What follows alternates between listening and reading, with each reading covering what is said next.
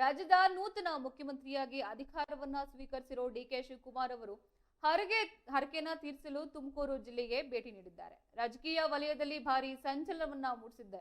ಇನ್ನು ಜಿಲ್ಲೆಯ ತುರುವೇಕೆರೆ ತಾಲೂಕಿನ ಐತಿಹಾಸಿಕ ಮಲ್ಲಘಟ್ಟ ಕೆರೆ ಅಂಚಿನಲ್ಲಿ ನೆಲೆಸಿರುವ ಪುರಾಣ ಪ್ರಸಿದ್ಧ ಶ್ರೀ ಗಂಗಾಧರೇಶ್ವರ ದೇವಾಲಯಕ್ಕೆ ಸಿಎಂ ಅವರು ಭೇಟಿ ನೀಡಿ ವಿಶೇಷ ಪೂಜೆ ಹಾಗೂ ಪುನಸ್ಕಾರವನ್ನ ಸಲ್ಲಿಸಿದ್ದಾರೆ.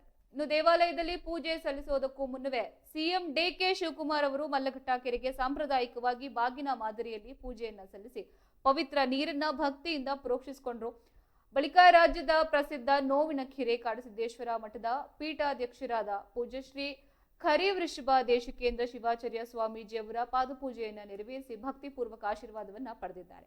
ಈ ಮಹತ್ವದ ಧಾರ್ಮಿಕ ಕಾರ್ಯಕ್ರಮದಲ್ಲಿ ತುರುವೇಕೆರೆ ಶಾಸಕ ಎಂಟಿ ಕೃಷ್ಣಪ್ಪ, ತಿಪ್ಟೂರು ಶಾಸಕ ಷಡಾಕ್ಷರಿ ಹಾಗೂ ಕುಣಿಗಲ್ ಶಾಸಕ ಡಾಕ್ಟರ್ ರಂಗನಾಥ್ ಸೇರಿದಂತೆ ನೂರಾರು ಕಾಂಗ್ರೆಸ್ ಮುಖಂಡರು ಮತ್ತು ಸಹಸ್ರಾರು ಅಭಿಮಾನಿಗಳು ಭಾಗವಹಿಸಿ ನೂತನ ಮುಖ್ಯಮಂತ್ರಿಗೆ ಜೈಕಾರವನ್ನ ಹಾಕಿದರು.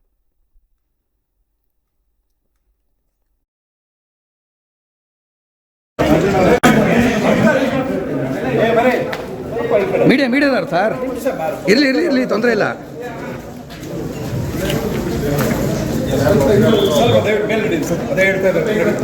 ದಯವಿಟ್ಟು ಮೇಲೆ ನಡೀರಿ ಪ್ಲೀಸ್.